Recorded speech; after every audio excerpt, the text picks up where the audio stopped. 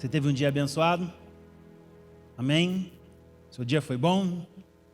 Se não foi muito bom, essa noite será melhor. O dia de amanhã será melhor. A palavra do Senhor diz assim, ó: estáis preparado, para o dia mau, Revesti-vos, pois, de toda a armadura de Deus. E às vezes o dia mau chega sobre a nossa vida, Mas quando ele chega, meu irmão, nós devemos estar preparados para enfrentá-lo, em nome de Jesus. Abra a sua Bíblia comigo, por favor. Evangelho de Lucas, capítulo 15. Quero falar algo com você, que Deus tem falado no meu coração nesses dias. Eu tenho certeza que você vai ser abençoado, amém? Enquanto você abre, vamos orar ao Senhor. Pai, em nome de Jesus, nós louvamos o Teu nome. Te agradecemos pela oportunidade de estar na Tua casa, na Tua presença. Nos rendemos aos Teus pés. Muito obrigado, ó Deus, pelas pessoas que aqui estão, por aqueles, ó Deus, que nesse exato momento estão nos seus lares e nos acompanham. Que eles também sejam alcançados, que eles também sejam abençoados. No nome de Jesus Cristo, nós oramos. Amém. Você achou? Evangelho de Lucas, capítulo 15, no versículo 11, diz assim: Jesus continuou. Certo homem tinha 2 filhos. O mais moço dele disse: Pai, quero que o Senhor me dê a parte dos bens que me cabe. E o pai repartiu os bens entre eles. Passando não muitos dias, o filho mais moço ajuntou tudo o que era seu, partiu para uma terra distante e lá desperdiçou todos os seus bens, vivendo de uma forma desenfreada. Depois de ter consumido tudo, sobreveio àquele país uma grande fome e ele começou a passar necessidades. Então foi pedir trabalho a um dos cidadãos daquela cidade, e este lhe mandou cuidar dos porcos nos seus campos. E ali ele desejava alimentar-se das alfarrobas que os porcos comiam, mas ninguém lhe dava nada. Então, caído em si, disse: quantos trabalhadores meu pai tem, e tem pão em fartura, e eu aqui estou morrendo de fome. Vou me arrumar, voltar para a casa do meu pai e lhe dizer: Pai, pequei contra Deus e diante do Senhor. Já não sou digno de ser chamado seu filho. Trata-me como um dos teus trabalhadores. E arrumando-se foi para o seu pai. E via ele ainda de longe quando o seu pai o avistou e, compadecido dele, correu e o abraçou e o beijou. E o filho disse ao pai: Pai, pequei contra Deus e diante do Senhor. Já não sou digno de ser chamado seu filho. O pai, porém, disse ao seu servo: tragam depressa a melhor roupa, vistam nele, põe um anel no seu dedo e lhe dê sandália para que possa calçar. Amém, amém, amém. Às vezes nós lemos algumas passagens da Bíblia e nós precisamos recorrer a alguém, a algum amigo, E é comum às vezes as pessoas recorrem a gente como pastor: pastor, o que significa isso que eu estou lendo que eu não entendi? Outras passagens, elas são muito claras a respeito daquilo que Deus queria dizer, do ensinamento que Deus quer trazer para a minha vida e para a vida daqueles que leem. Quero fazer uma pergunta a você nessa noite. Você já teve sonhos absurdos? Sonhos doidos? Coisas que, de repente, aos seus próprios olhos, talvez impossível de se realizar? Quem nunca teve um sonho absurdo?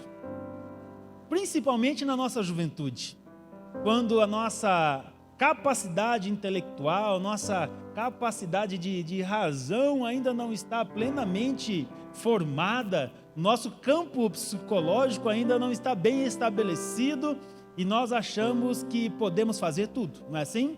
Quando a gente é jovem, a gente acha que pode fazer tudo, a gente acha que pode subir na mais alta da árvore, a gente acha que pode pular lá de cima. Às vezes a gente vê na internet aqueles jovens que saltam daqueles penhascos alto até lá embaixo, num lago, numa lagoa, na cachoeira, no mar, em qualquer outro lugar. Sonhos absurdos, coisas absurdas que às vezes nós desejamos.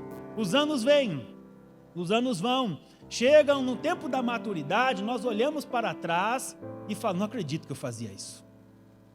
Aonde que eu estava com a cabeça quando eu fui fazer isso? Quando nós éramos crianças, hoje não é muito comum isso, mas nós andávamos de carrinho de rolemã. Já andou de carrinho de rolemã? Descer aquela descida, meu irmão, aquele negócio sem freio, naquele maior pau, aquela adrenalina, aquele calor que dava, né? Esses dias atrás, o pessoal, meus filhos e algumas pessoas da minha família, eles estavam andando assim e eu titubeei por vários momentos, até que eu tomei coragem e desci lá com o carrinho de rolemã. Aí quando você está descendo aquele negócio, fala, meu Deus, que loucura é essa que eu estou fazendo? Se eu cair, vou arrebentar o joelho, vou sair daqui tudo ralado, todo arrebentado. É assim quando nós somos jovens, nós temos sonhos absurdos. Mas nem todo sonho absurdo que nós temos nos leva a conquistar coisas boas. Do desejo que esse jovem moço deixou nascer, crescer, se formar no seu coração, ele deixou de fazer 3 simples avaliações que eu quero passar para você que você pense sobre isso e reflita sobre o que eu vou falar. Nós não podemos chegar aonde Deus planejou que nós chegamos na nossa vida sem antes passar por isso. E o primeiro, nós nunca vamos conquistar aquilo que Deus planejou para a gente sonhando sonhos que distorcem a palavra de Deus. Os nossos sonhos, aquilo que nós sonhamos, ele pode ser absurdo, sim, ele pode ser absurdo, desde que ele não distorça a palavra de Deus, desde que ele não fuja dentro daquilo que Deus estabeleceu para o ser humano como um caminho, como algo que ele realmente pode realizar, mesmo que seja uma grande façanha. Pessoas hoje caem nos seus propósitos, pessoas hoje estão desanimadas, porque os seus propósitos, os seus sonhos, eles distorcem a palavra de Deus, eles vão contra aquilo que a palavra de Deus estabelece. O jovem moço chega diante de Jesus e fala, bom mestre, o que eu preciso fazer para herdar o reino dos céus? O Senhor Jesus fala para ele, olha, honra o teu pai e a tua mãe, guarda os mandamentos. E ele olha para Jesus e fala, mestre, mas isso eu tenho feito desde a minha juventude. Aí Jesus olha para ele novamente e fala, então vai, vende tudo o que você tem e segue-me. A Bíblia diz que aquele moço baixou a sua cabeça, tomou o seu rumo e foi embora viver o seu sonho. Talvez o sonho dele seria impressionar Jesus, impressionar os religiosos, mas ele decidiu dentro de si viver o seu próprio sonho do que abraçar aquilo que Jesus havia oferecido a ele. João capítulo 4, Jesus está diante de uma fonte de água, de um poço de água. Ele conversa com a mulher e Jesus fala para a mulher, se você soubesse quem está aqui nesse exato momento falando com você, conversando com você, você lhe pediria água e ele lhe daria água da vida. A Bíblia não fala que aquela mulher virou as costas e foi embora. A Bíblia fala que ela começou a indagar a Jesus a respeito do que ele estava dizendo. E quando a conversa dos dois termina, a Bíblia diz que ela vai até a cidade, comunica às outras pessoas a seguinte notícia: o Cristo está aqui. Encontramos o prometido. Aquele que a palavra de Deus fala acerca da sua vinda, ele está aqui. Diz que em poucos minutos, em instantes ou horas, uma grande multidão, levada por aquela mulher, foi conferir o que ela havia dito. E eles puderam ver com seus próprios olhos aquilo que realmente aquela mulher havia dito. A segunda coisa que nós não devemos fazer quando sonhamos sonhos absurdos é sonhar sonhos que quebram princípios. Tudo que a gente vai fazer na nossa vida, temos princípios para passar por eles. Não podemos simplesmente ir fazendo as coisas conforme nós queremos. As mulheres, quando vão para a cozinha fazer uma receita, tem princípios. Começa por alguma coisa e termina em outra. Não faz de qualquer jeito, não mistura tudo e no final vai dar aquela coisa linda, bonita e maravilhosa. Quando nós quebramos os princípios, alguma coisa certamente vai dar errado. E o menino chega no pai e diz: pai, me dá a parte que me pertence da tua herança, que eu vou tomar o meu rumo. Ele quebrou um princípio. Não só naquela época, como na época que nós vivemos hoje em dia. Quando que o filho tem direito na herança do pai? Quando o pai lhe oferece a herança, ou quando o pai morre. Ele quebrou um princípio familiar da cultura, daquela família, de que esperar o momento certo para receber aquilo que era dele, para viver o seu sonho absurdo. Mas ele quebrou princípios. Ele quebrou princípios, ele foi por caminhos que ele não deveria ir. Gente, quantas pessoas hoje vendo assim? Quantas pessoas quebrando princípios familiares? Quantas pessoas quebrando princípios religiosos? Quantas pessoas quebrando princípios comerciais? Quantas pessoas quebrando princípios empresariais, de negócios, de amizade, de tantas coisas? Quando você sonha o seu sonho absurdo, e você não observa essa segunda regra, e o seu sonho não pode quebrar princípios, mais uma vez, certamente, alguma coisa vai dar errado. É isso que acontece na nossa vida, quando nós caminhamos de qualquer jeito e fazemos as coisas de qualquer jeito. E a terceira coisa que nós não vamos, que vai nos impedir de alcançar na nossa vida aquilo que Deus planejou, é sonhar sonho que geram desarmonia entre você e o reino de Deus. Sonhos que geram desarmonia. A palavra do Senhor diz que tudo que for concordado na terra é concordado no céu. Capítulo 6 do Evangelho de João, Jesus faz um discurso duríssimo, no qual ele diz: olha, quem não comer do meu corpo, quem não beber do meu sangue, não terá parte comigo. E diz que alguns dos seus discípulos, ao ouvir essa palavra dura, o abandonaram. Jesus olha para os outros 12 que eram os mais próximos dele, e diz: e vocês? O que vocês vão fazer? A Bíblia diz que um dos seus discípulos se levanta e fala: Senhor, para onde nós iremos? Só o Senhor tem palavras de vida eterna. Quando você toma uma decisão que gera desarmonia entre você e o reino de Deus, que Pedro, o apóstolo, estava dizendo para Jesus: eu não posso me afastar do Senhor, porque se eu me afastar de Ti, essa decisão vai gerar desarmonia entre eu e o reino de Deus, e para chegar e para adentrar, para tomar posse do reino de Deus, eu preciso passar primeiro por você. É por isso que João escreve. É por isso que João escreve no seu evangelho, no capítulo 14, no versículo 6. Eu sou o caminho, eu sou a verdade e eu sou a vida. 3 princípios simples, básicos, que podem transformar a sua vida. Entenda o seguinte: eu estou falando de um jovem que chegou no seu pai e lhe pediu o direito de herança, e ele quebrou muitos outros princípios que nós poderíamos falar aqui nessa noite, mas eu quero deixar esses 3 para você meditar nisso. E a Bíblia diz que, passando um certo tempo, o pai lhe chamou e falou: está aqui aquilo que você me pediu. Fiz a repartição conforme lhe é direito, toma o que é teu. E a Bíblia diz que ele arrumou, as suas coisas, passando um tempo, tomou o seu rumo, não observando os princípios que eu acabei de dizer aqui, e foi embora.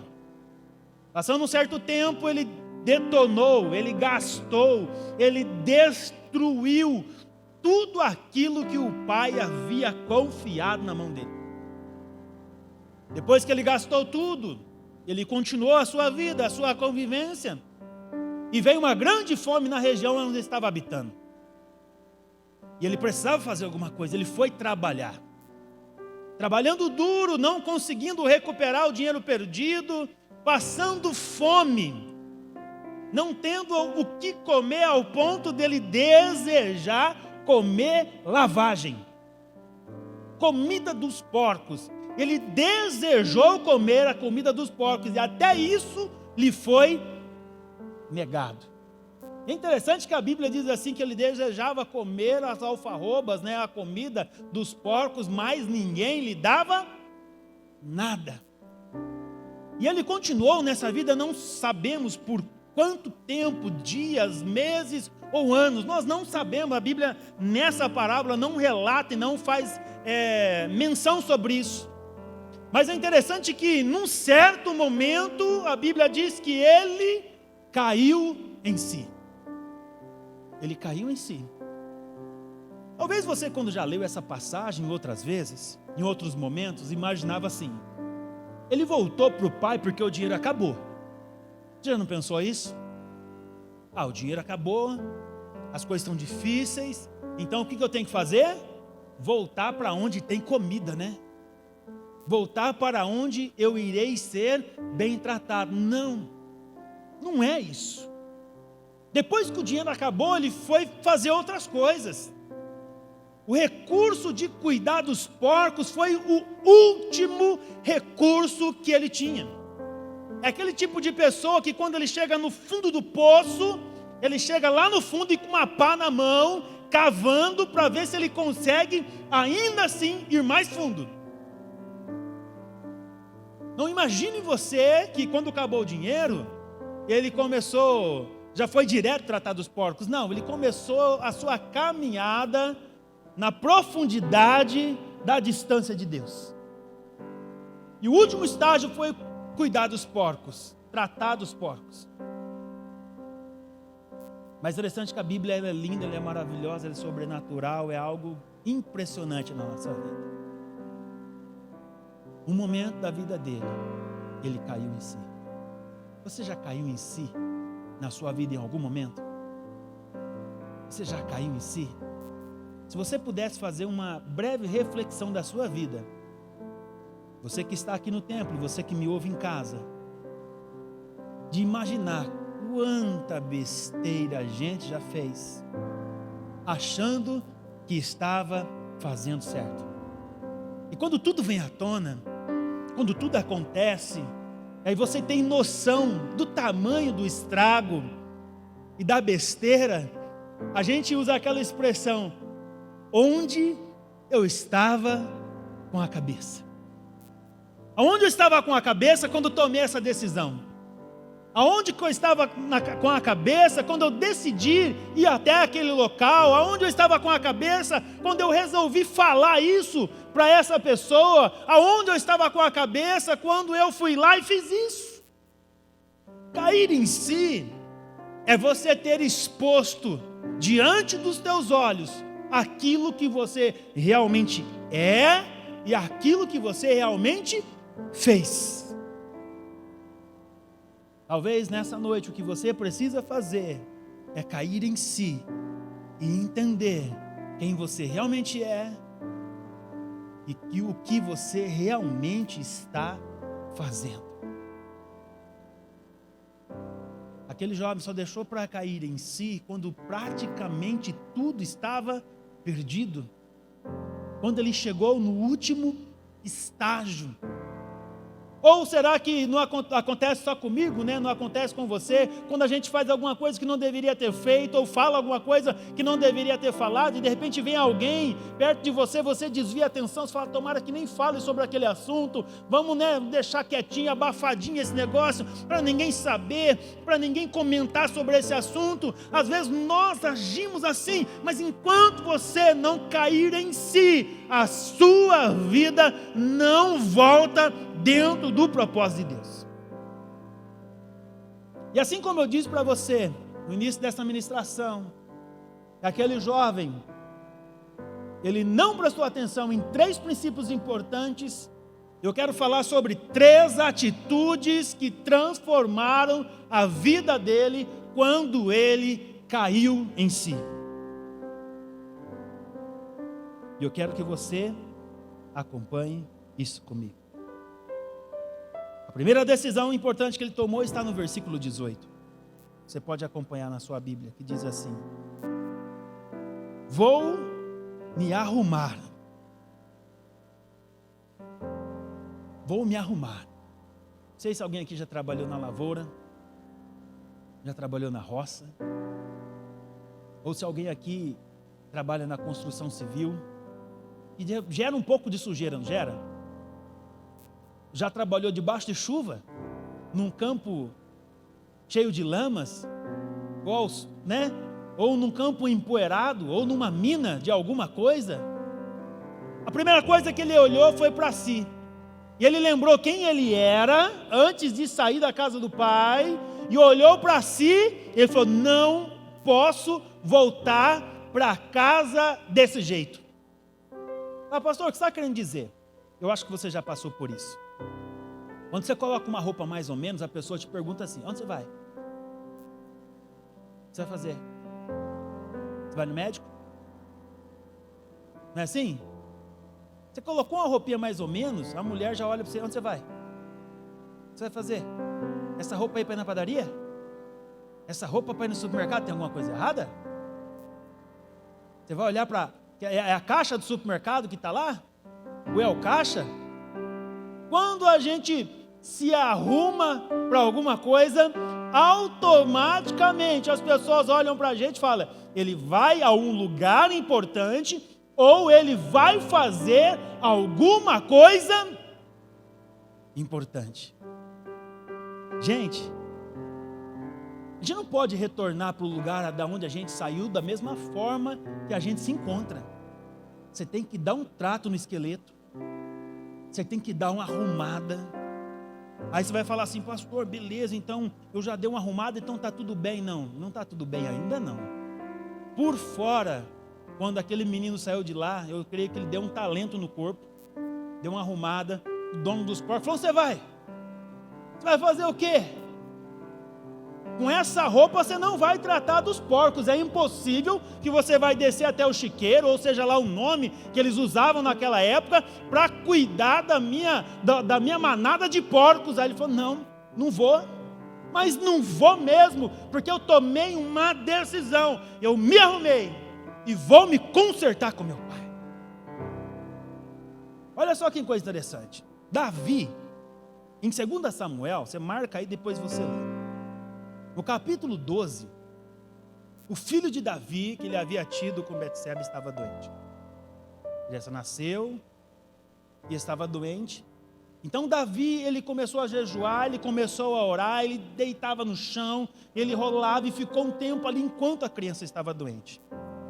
No versículo 19 diz assim, de 2 Samuel capítulo 12: viu, porém, Davi que seus servos falavam baixo, e entendeu Davi que a criança estava morta.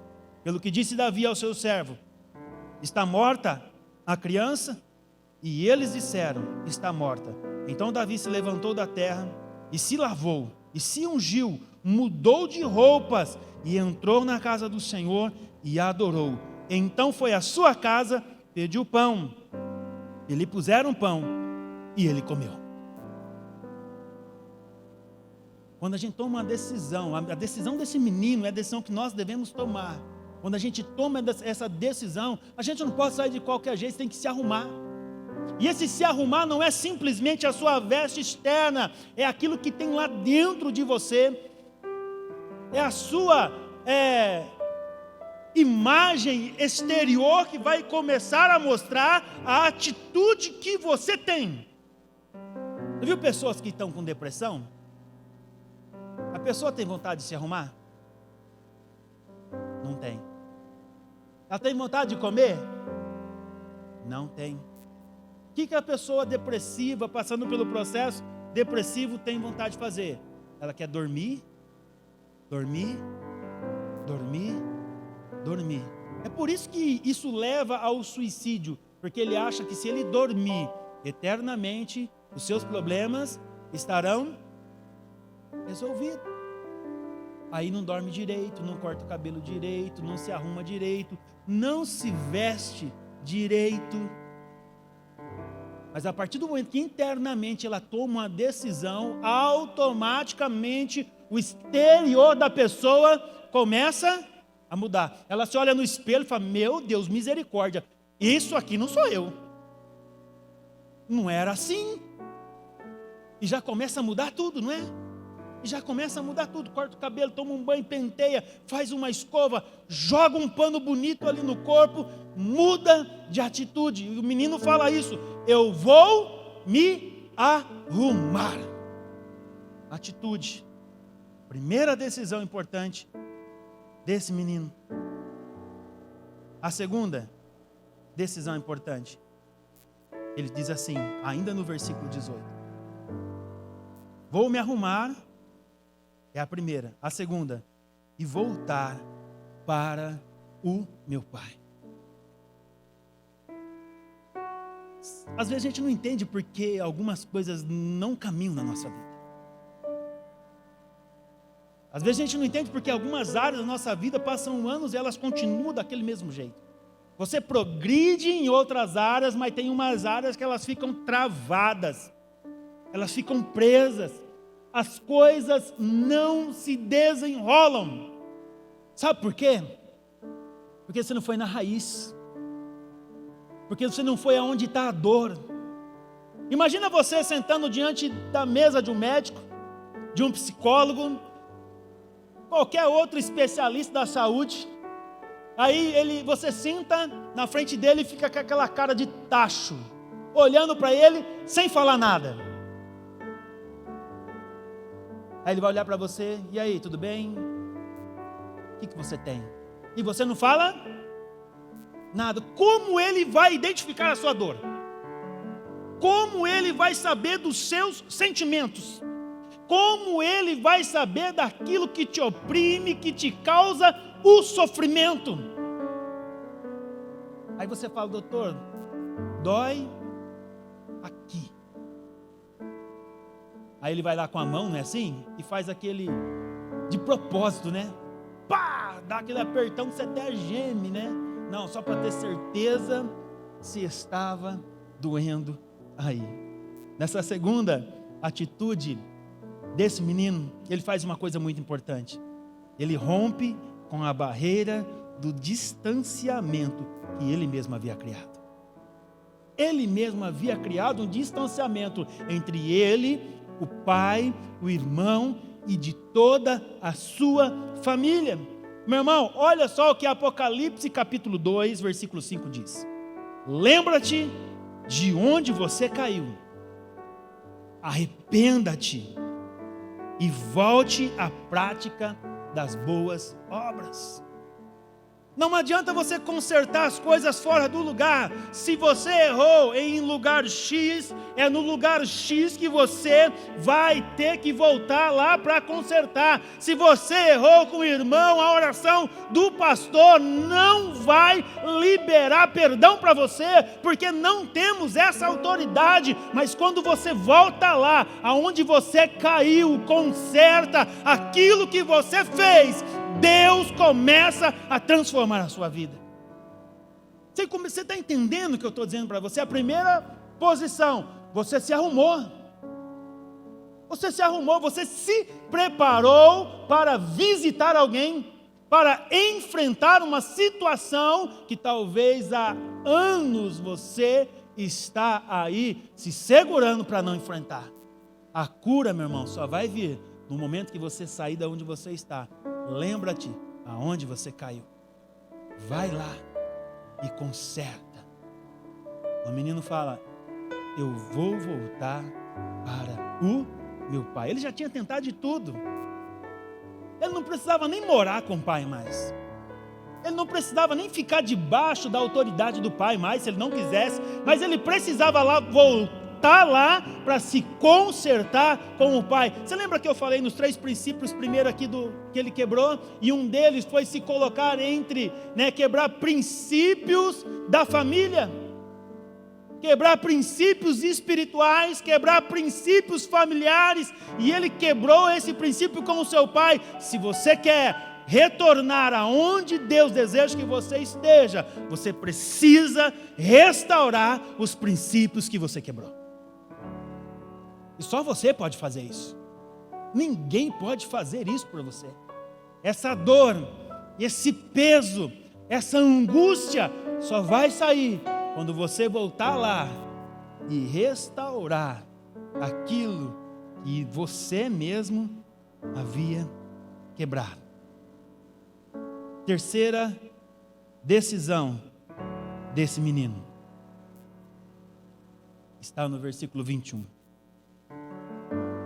E disse o filho, quando chegou diante do pai: Pai, pequei contra o Senhor, contra Deus e diante do Senhor. Já não sou digno de ser chamado seu filho. Ele encarou a realidade. Por mais difícil que tenha sido, ele encarou a realidade. Sabe o mais complicado de tudo isso? Ou o mais hilário de tudo isso? Eu disse para você no primeiro princípio aqui de decisão que esse menino tomou, ele fez o quê? Ele se arrumou, né? Às vezes nós somos tão orgulhosos, às vezes nós nos achamos tão dono da gente mesmo e das nossas decisões, que nós nos achamos os melhores. Nós nos achamos os melhores. E esse menino, quando ele tomou a decisão de voltar, provavelmente, dentro do seu coração, havia o sentimento que, olha, eu vou chegar lá, me humilhar diante do meu pai, me humilhar diante de Deus, vou preparado, vou arrumado, vou impressionar ele. Mas Deus sempre tem o melhor para a gente. Olha só que impressionante. Depois que ele diz isso para o seu pai, no versículo 22 o pai diz assim: o pai, porém, disse aos seus servos. O pai não dirigiu palavra a ele. Olha só que interessante. O pai dirige as palavras a quem? Ao seu servo. E qual que é a primeira palavra que ele diz? Qual a primeira frase? Tragam depressa uma roupa melhor. Traga depressa uma roupa melhor. Quantas vezes você já chegou diante de Deus achando que você é o cara? Quantas vezes você já chegou diante de Deus para fazer um conserto ou pedir um perdão e aquele negócio enche o teu coração? É porque eu estou aqui, é porque eu me arrependi, é porque isso, é porque aquilo. Aí de repente Deus olha para você e fala: a roupa que você está vestindo não é adequada, traga uma roupa melhor para ele. Deus quebra a gente, não quebra? Deus trabalha dentro do nosso interior, não trabalha? Aí o pai olha para os servos e profere a segunda frase: coloquem um anel no seu dedo. E a terceira: coloque umas sandálias nos seus pés. Não é que ele estava descalço, mas ele não estava da mesma forma que ele saiu quando ele voltou. O título dessa mensagem é o seguinte: não construa, não reconstrua barreiras que Deus destruiu. Mateus, Evangelho de Mateus, capítulo 27, versículo 51 diz assim: eis que o véu do templo se rasgou em dois, de alto a baixo, e tremeu a terra, e fenderam-se as pedras, e abriram-se os sepulcros, e muitos corpos dos santos que dormiam foram ressuscitados. E saindo do sepulcro, depois da ressurreição dele, entraram na cidade santa, e apareceram a muitos. De tudo aquilo que eu falei para você nessa noite, uma coisa eu quero que você enfatize e nunca mais na sua vida se esqueça: não reconstrua barreiras que Deus já destruiu. Quando Mateus escreve esse fato ocorrido antes de Jesus Cristo, nós não tínhamos acesso, nós não poderíamos chegar diante de Deus, nós sempre teríamos que ter alguém para fazer isso para a gente, na época era o sacerdote, nós não podíamos falar com Deus, a gente não tinha esse livre acesso, mas a Bíblia diz que quando Jesus morre na cruz do Calvário, quando ele dá o seu último suspiro, houve um grande terremoto. O véu do templo se rasgou de alto a baixo, e aquilo que me impedia de entrar na presença de Deus, já não impedia mais. Aquilo que me tornava inacessível até o Santo do Santo, a presença de Deus, da face de Deus, já não existia mais. E esse menino, quando ele chega no pai, ele fala: Pai, dá-me a parte dos bens que me cabe. Ele reconstruiu uma barreira entre ele e o seu pai, que Deus já havia quebrado muito tempo atrás. Domingo de manhã, nós estávamos na igreja, eu ministrei aqui, eu falei de uma canção mais ou menos baseada nesse texto, que é né? O véu que separava. Quem estava aqui domingo de manhã? Não separa mais, não é lá? A luz que outrora apagada, não é assim? Agora brilha, e cada dia brilha mais. Por quê? Não tem mais, não tem mais. O que Jesus fala na cruz do Calvário, meu irmão? Pai, está consumado. Pai, está feito. Pai, não existe mais nada na terra, no céu ou debaixo da terra que possa impedir que os seus filhos tenham acesso a ti. Paulo, quando escreve aos Romanos, no capítulo 8, ele fala assim: que diremos, pois, a respeito de todas essas coisas? Se Deus é por nós, quem será contra nós? Ele fala: não há nada e ninguém que pode nos separar do amor de Deus que está em Cristo Jesus, o nosso Senhor. Será a dor, será a tribulação, será a angústia, será a fome, será a nudez, será a solidão, nem anjo, nem principado, nem potestade, nem o presente, nem o porvir, nada e ninguém poderá nos separar do amor de Deus que está em Cristo Jesus, o nosso Senhor. Não é assim? Por isso que a gente está aqui hoje. Por isso você que me ouve da sua casa, parou o que você estava fazendo, reuniu a sua família, ou talvez mesmo você esteja realizando algum dos seus afazeres e ouvindo essa ministração. Por quê? Porque o véu que separava já não separa mais. Não deixe ninguém, e nem você mesmo, com os seus sonhos absurdos, construir ou reconstruir barreiras que Deus já destruiu. Que Deus já destruiu. Deus já destruiu. Deus já destruiu. Você é livre. Você é livre para fazer o que bem entende da sua vida. Mas o melhor ainda é fazer da sua vida um centro de adoração ao Senhor. Não é verdade? Não é verdade? Você crê nisso? Você crê nisso? Consegue tocar aí? Jesus em... Vai lá. Vamos cantar ao Senhor essa canção. Você pode se colocar em pé? Nós vamos orar daqui a pouco. Jesus, em tua presença reunimos-nos aqui, contemplamos tua face e rendemos-nos a ti, pois um dia a sua morte trouxe vida a todos nós e nos deu completo acesso ao coração do Pai. Jesus, em tua presença reunimos-nos aqui, contemplamos tua face e rendemos-nos a ti, pois um dia a tua morte trouxe vida a todos nós e nos deu completo acesso ao coração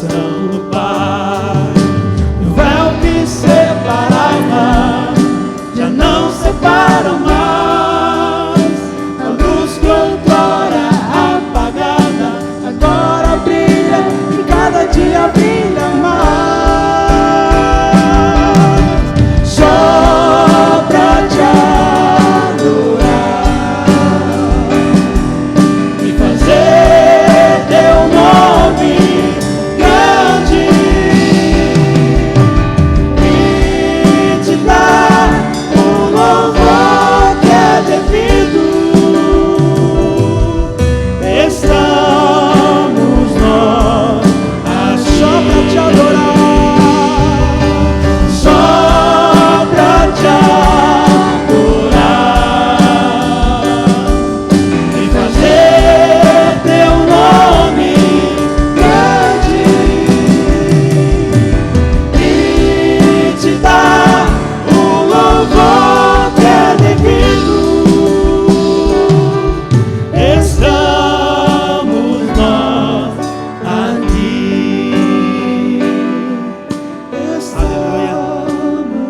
Aleluia. Deixa eu orar com você. Fecha os seus olhos, curva a sua cabeça, coloca a sua vida diante do Senhor nesse instante. Talvez sem perceber você tenha reconstruído coisas que Deus já destruiu na sua vida. A palavra do Senhor diz que as coisas velhas ficaram para trás, tudo se fez novo, tudo começa de novo. Deus hoje pode dar uma nova oportunidade a você de reiniciar uma vida. Faça como esse menino fez. Volte para a presença do Senhor. Faça como esse menino fez. Vá lá aonde aconteceu aquela situação e repare isso. Deus vai abençoar a tua vida. Deus, em nome de Jesus nós oramos. Agradecemos ao Senhor, ó Deus, pela oportunidade que temos de ouvir a tua palavra e de pregar a tua palavra. Eis aqui teu povo reunido, Deus, na tua presença. Deus, eis aí pessoas distante de nós, nos assistindo e orando ao Senhor nesse momento.